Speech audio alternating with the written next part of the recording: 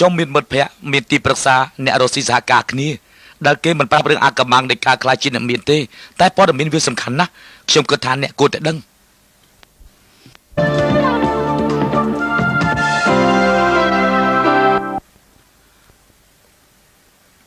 ខ្ញុំឈ្មោះ Robert Kiyosaki ជាកូនកាត់ជប៉ុនអាមេរិកការធំដីក្តីនៅរដ្ឋ Hawaii សហរដ្ឋអាមេរិកម៉ាក់ខ្ញុំជាគ្រូពេទ្យប៉ារបស់ខ្ញុំជាបណ្ឌិតផ្នែកអប់រំហើយគាត់ជានាយកគ្រប់គ្រងផ្នែកអប់រំក្នុងរដ្ឋ Hawaii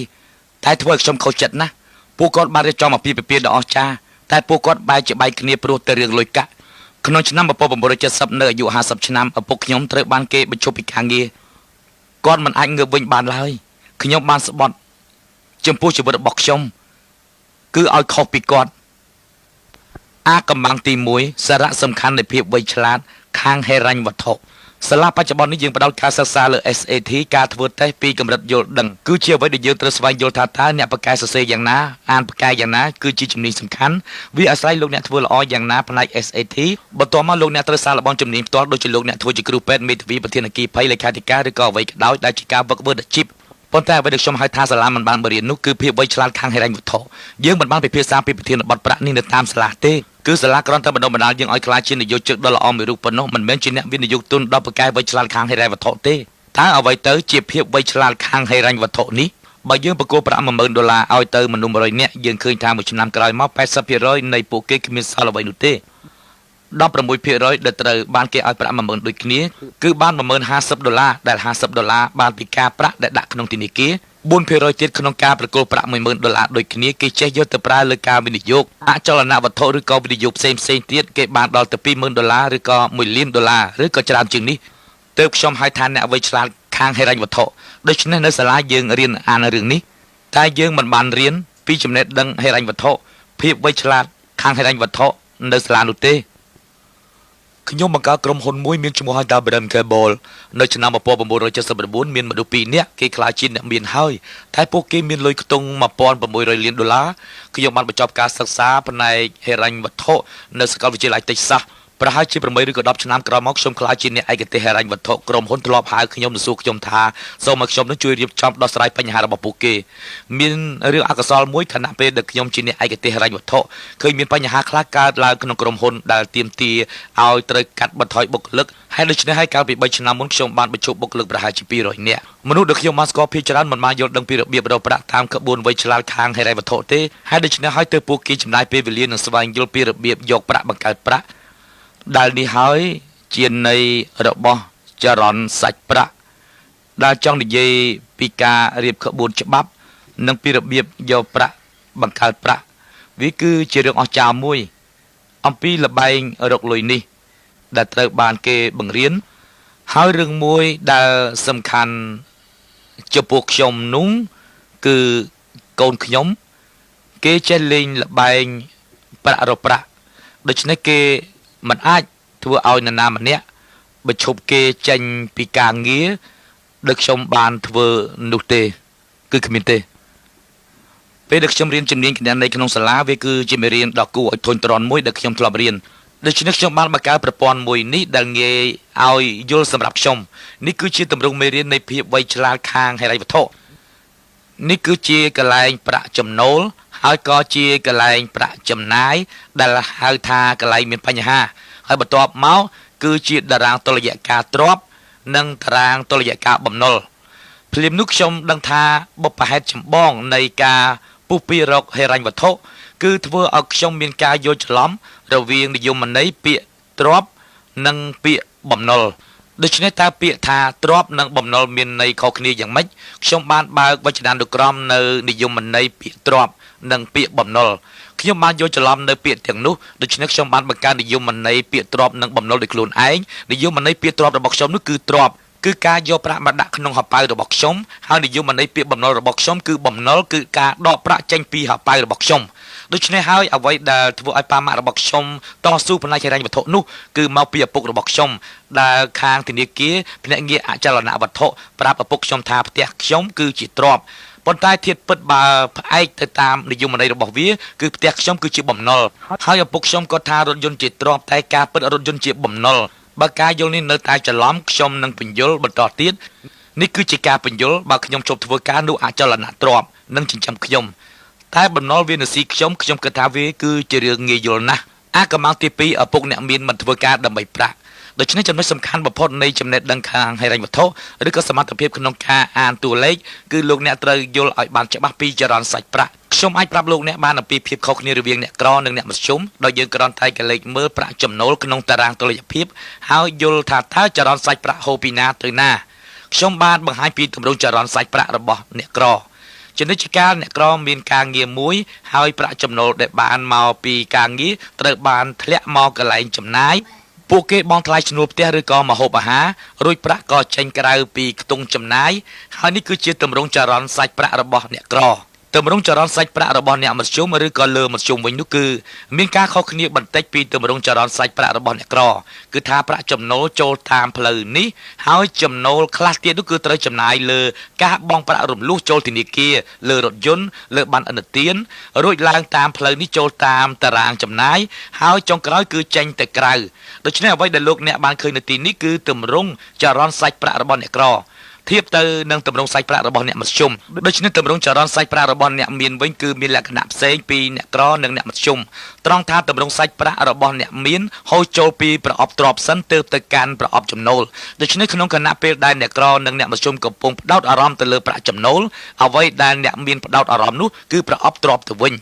ហើយប្រអប់ទ្រព្យនេះគឺជាចំណុចអាថ៌កំបាំងពិសេសរបស់អ្នកមានការជ្រើសរើសទម្រង់ចរន្តសាច់ប្រាក់គឺអាស្រ័យលើលោកអ្នកសម្រាប់ពួកយើងកាលមកត្រូវមានការងារធ្វើមួយរាល់ពេលដែលប្រាក់ចូលមកនេះគឺជាជំរឿនរបស់អ្នកចំណុចនេះគឺជាការសម្រេចចិត្តរបស់អ្នកចង់ខ្លាចជាអ្នកមានអ្នកក្រឬក៏អ្នកមធ្យមបើសិនជាមានប្រាក់$1ចូលមកអ្នកយកប្រាក់$1នេះចេញតាមផ្លូវនេះហើយបន្ទាប់មកវាគឺជាការសម្រេចចិត្តរបស់លោកអ្នកថាតើត្រូវទិញអាវយឺតឬក៏លេងល្បែងឬក៏ទិញបាយទឹកបន្ទាប់មកលោកអ្នកចាយវាចេញទៅក្រៅការធ្វើដូចនេះគឺលោកអ្នកជ្រើសរើសជាអ្នកក្រហើយផ្ទុយពីនេះបើលោកអ្នកបង្កើនការចំណាយឬក៏មានលុយច្រើនជាងនេះដើម្បីជ្រើសរើសទិញផ្ទះថ្មីទិញឡានឬក៏ទៅកំសាន្តដោយប្រើប័ណ្ណឥណទាននោះលោកអ្នកនឹងជ្រើសរើសធ្វើជាអ្នកមធ្យមហើយតែបើពេលប្រាក់ចូលមកលោកអ្នកយកវាទៅដាក់នៅក្នុងប្រអប់ទ្រព្យនោះលោកអ្នកសម្រេចចិត្តថាតើលោកអ្នកចង់ក្លាយជាអ្នកមធ្យមអ្នកក្រឬក៏អ្នកមានដោយយកវាដាក់ចូលក្នុងប្រអប់ទ្រព្យចំណុចនេះលោកអ្នកជ្រើសរើសធ្វើជាអ្នកមានហើយជំរឿនសម្រេចទៅលើលោកអ្នកមិនមែនអ្នកដទៃទេ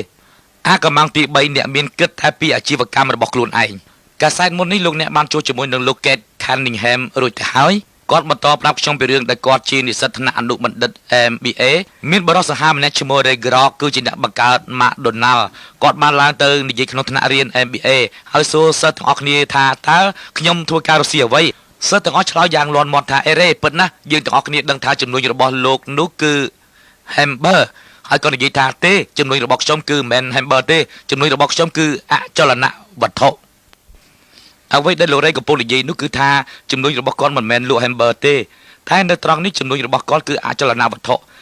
ដោយនៅពេលដែលខ្ញុំសួរទៅមនុស្សភាគច្រើនពីមុខជំនួយរបស់ពួកគេថាតើពួកគេរកស៊ីអ្វីឧបមាថាខ្ញុំសួរទៅអ្នកធ្វើការធនាគារគេឆ្លើយថាអូជំនួយរបស់ខ្ញុំគឺធនាគារអាជីពរបស់ខ្ញុំគឺធនាគារហើយសួរទៅវិជ្ជបណ្ឌិតថាតើរកស៊ីអ្វីក៏ឆ្លើយថាជាវិជ្ជបណ្ឌិតវាគឺជាកំហុសដែលគេយល់ថាពួកគេជាវិជ្ជបណ្ឌិតតែអាជីពរបស់លោកអ្នកគឺលោកអ្នកធ្វើការដើម្បីប្រាក់តែចំនួនវិញគឺត្រូវឲ្យប្រាក់ធ្វើការឲ្យលោកអ្នកវិញហើយចំនួននេះជាហេតុផលដ៏សំខាន់ដែលមនុស្សម្នាជាច្រើនពុះពៀដើម្បីប្រាក់ដោយពួកគេមិនសូវខ្វល់ខ្វាយអំពីការរកស៊ីរបស់ខ្លួនឯងទេតែបែរជាពួកគេខ្វល់ខ្វាយតែពីអាជីវកម្មរបស់អ្នកដទៃទៅវិញយើងមកមើលតារាងម្ដងទៀតនៅត្រង់នេះជាអាជីពរបស់លោកអ្នកឬក៏លោកអ្នកជានិយោជិកលោកអ្នកធ្វើការឲ្យអ្នកដទៃឬក៏ធ្វើការឲ្យម្ចាស់ភាគហ៊ុននៅទីនេះលោកអ្នកកំពុងធ្វើការឲ្យនាយកដ្ឋានពន្ធដារទីនេះអ្នកកំពុងតែធ្វើការឲ្យរដ្ឋាភិបា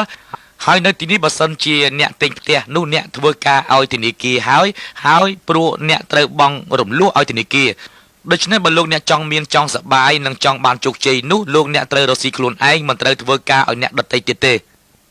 េវាគួរឲ្យចាប់អារម្មណ៍ណាស់សម្រាប់មនុស្សម្នាក់ចំពោះសាជីវកម្មអាមេរិកនៅក្នុងតំណែងខ្ញុំនៅលីវជាស្រីហើយធ្វើការបានល្អខ្ញុំរីករាយជាមួយនឹងការងាររបស់ខ្ញុំតែត្រូវឈរច្រើនម៉ោងណាស់គឺខំធ្វើការដើម្បីឲ្យបានជោគជ័យក្នុងសាជីវកម្មអាមេរិកចរន្តសាច់ប្រាក់ធ្វើឲ្យខ្ញុំជឿជាក់ថាអាចធ្វើឲ្យអ្នកគ្រប់គ្នាខ្លាយទៅជាអ្នកមានវាជារឿងត្រឹមត្រូវមួយហើយខ្ញុំជឿជាក់ថាវាធ្វើឲ្យប្រាក់ចំណូលយើងកើនឡើងខ្ពស់លោកដឹងហើយថាវាជាបទពិសោធន៍ដ៏អស្ចារ្យសម្រាប់ខ្ញុំហើយវាជាបទពិសោធន៍របស់ខ្ញុំដែលខ្ញុំកំពុងតែរៀនសូត្រចា៎ខ្ញុំឈ្មោះចេះបសិទ្ធខ្ញុំជាអ្នកវិនិយោគអាយុ25ឆ្នាំខ្ញុំរៀនផ្នែកសេដ្ឋកិច្ចខ្ញុំ Star នៅ Wall Street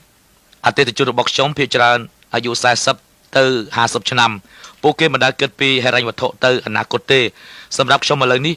ខ្ញុំមិនមានគម្រោងធ្វើការក្រោយអាយុ30ឆ្នាំទេពេលអាយុ30ឆ្នាំខ្ញុំធ្វើបោះជំរំនៅលើកោះ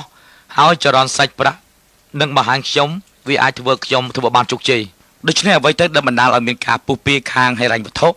មនុស្សភាគច្រើនគេជឿទៅលើការខិតខំប្រឹងប្រែងធ្វើការអ្វីដែលពួកគេផ្ដោតលើការងារប្តីឬប្រពន្ធទៅធ្វើការងារទាំងពីរនាក់អាចហៅថាមានការងារធ្វើពីរនាក់ដើម្បីបង្កើនប្រាក់ចំណូលដូច្នេះបើប្រាក់ចំណូលកើនឡើងគេជឿថាគេខំប្រឹងប្រែងធ្វើការបញ្ហាខ្ទង់ប្រាក់ចំណូលពីការខិតខំធ្វើការគឺថា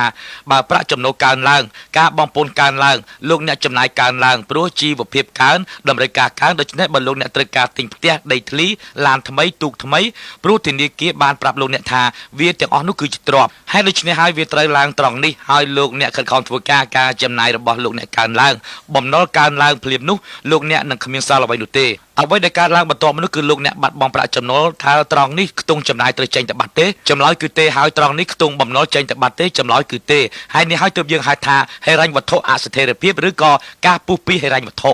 ចម្លើយគឺលោកអ្នកមិនធ្វើការឲ្យប្រាក់ទេតែឲ្យប្រាក់ធ្វើការលោកអ្នកវិញទោះបីជាលោកអ្នកបាត់បង់ការងារអចលនទ្រព្យនៅតែចិញ្ចឹមលោកអ្នកដូច្នេះក្នុងតារាងអចលនទ្រព្យយើងហៅថាហិរញ្ញវត្ថុអស្ថិរភាពឬក៏ការពុះពៀខាងហិរញ្ញវត្ថុពីដើមយើងត្រូវដើររកការងារដែលមានស្ថិរភាពប៉ុន្តែវាមិនអាចធ្វើបានយូរទេវាជាគំនិតហួសសម័យហើយវាមានការរីកចម្រើនខ្លីណាស់ខ្ញុំធុញទ្រាន់នឹងប្រព័ន្ធអប់រំដែលបង្រៀនឲ្យយើងធ្វើជានិយោជិកល្អដែលការធ្វើបែបនេះវាលែងជាវិធីដ៏ល្អទៀតហើយព្រោះថាយើងមិនដឹងថាក្រុមហ៊ុននោះនៅធ្វើបាន5ឆ្នាំឬក៏10ឆ្នាំទេដូច្នេះយើងត្រូវស្វែងយល់ថាជីវិតក្រុមហ៊ុននិងជីវិតសហគ្រាសអាចមានរយៈពេលខ្លីជាង3ឆ្នាំដូច្នេះយើងត្រូវតែសម្លឹងរកមើលមធ្យោបាយផ្សេងទៀតតែយើងអាចធ្វើអ្វីបានហើយយើងត្រូវធ្វើយ៉ាងណាដូច្នេះយើងត្រូវទៅរកការសិក្សារកមូលដ្ឋានគ្រឹះនៃចំណេះដឹងរបស់យើងទៅលើមធ្យោបាយផ្សេងៗគ្នាកម្មាំងទី4អ្នកមានមិនបងពុនដោយស្របច្បាប់ដូច្នេះមនុស្សខំប្រឹងធ្វើការងារដើម្បីឲ្យបានចំណូលខំធ្វើការបានប្រាក់ចំណូលមកហើយបន្ទាប់មកគឺខ្ទង់ចំណាយដែលគេហៅថាបងពុនប៉ុន្តែអ្វីដែលលោកអ្នកមានធ្វើគឺគេបានប្រាក់ចំណូលពីតារាងទ្រព្យហើយប្រាក់ចំណូលឡើងតាមរបៀបនេះនិងវិធីដែលអ្នកមានធ្វើគឺសហការគ្នាជាមួយសជីវកម្មនានាគឺថាសជីវកម្មដកចេញនៅការចំណាយជាច្រើនរួចទៅហើយមុននឹងប្រាក់ចំណូលត្រូវបងពុនដូច្នេះពេលប្រាក់ចំណូលត្រូវចេញទៅបងពុនគឺគេបានចំណាយទៅលើការងារហើយទៅបងពុននេះហើយអ្នកមានកិច្ចពុនពេលដែលនយោជិតត្រូវបងពុនមុនហើយអ្វីដែលអ្នកមានបានធ្វើការសហការគ្នាពួកគេដឹងនឹងបានលទ្ធផលយ៉ាងនេះពួកគេរកប្រាក់ពួកគេចំណាយតាមចិត្តគេហើយគេបងពុនហើយអ្វីដែលអ្នកក្រនិងអ្នកមធ្យមធ្វើគឺពួកគេ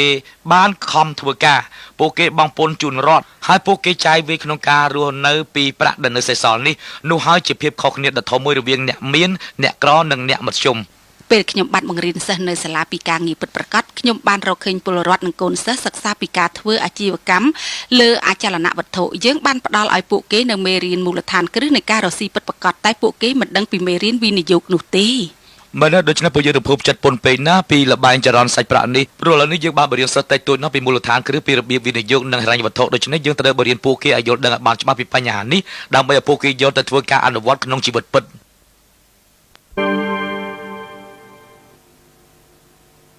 So one of the secrets of the rich is how they print money. One example is, let's say they buy a house in foreclosure through their attorney's office. They pay $30,000 for it. They mark it up to market value, which is, let's say, $60,000. So they sell it for $60,000, and what they have is in $30,000, which they take back in the form of a note or an IOU. So they've created now $30,000 in their asset column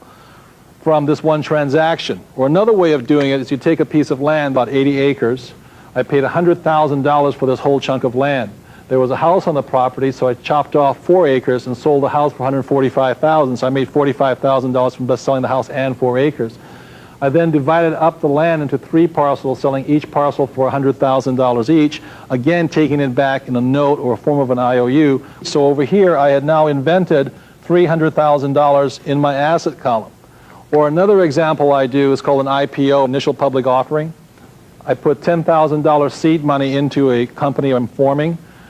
For 1 penny a share, $10,000 comes out to 1 million shares. The moment the company goes public, let's say it goes up to $1, so 10,000 shares then goes to $1 million, which I don't have to pay taxes on until such time as I cash the money. So these are some examples of how the rich print money. And why the poor and the middle class have such a hard time is what they do is they go and work hard at their job, the money comes in here, and if they try and save something, it goes through a thing called their taxes. And it goes through taxes before it can come into this asset column called savings. So this is an example of why the poor and middle class have such a hard time saving any money. It's because the government takes a part of it before it gets into their asset column. We had the opportunity to play the game as a family, and it was really nice to have us all around the table having fun. It was also particularly interesting to see how the game reflected real life. I'm an attorney, once upon a time an engineer, but I was never really taught the basic financial principles that are illustrated by the game.